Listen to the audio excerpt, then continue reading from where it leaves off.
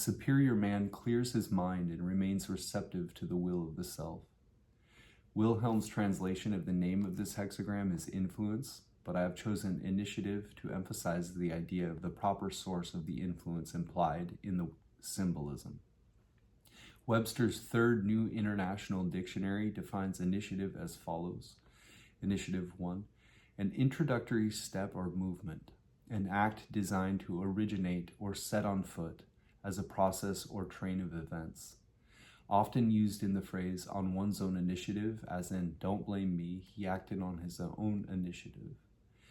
The judgment states that the situation can be furthered only by the firm correctness associated with the proper contracting of a marriage. We already know that the symbolism of marriage refers to a union of opposites within the psyche. To understand what is meant by the proper contracting of a marriage, we need only look at hexagram number 54, propriety, or the marrying maiden, to see the improper way to do it.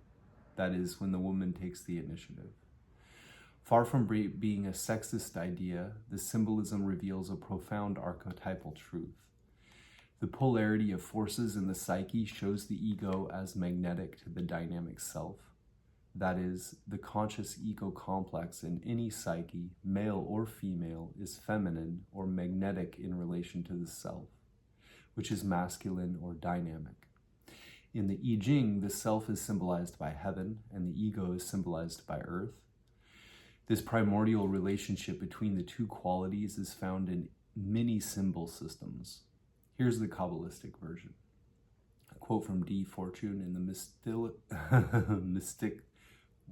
mystical Kabbalah.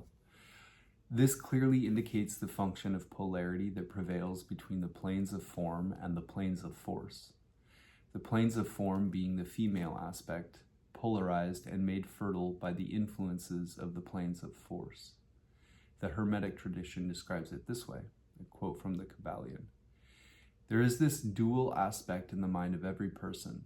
The I, self, represents the masculine principle of mental gender.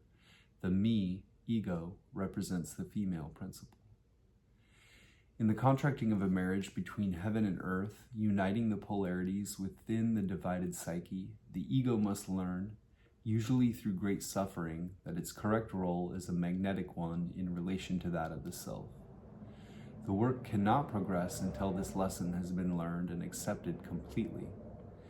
As long as the ego insists on taking dynamic initiative as usual in the illusory world of appearances, the results can only be the kind of objective world we inhabit.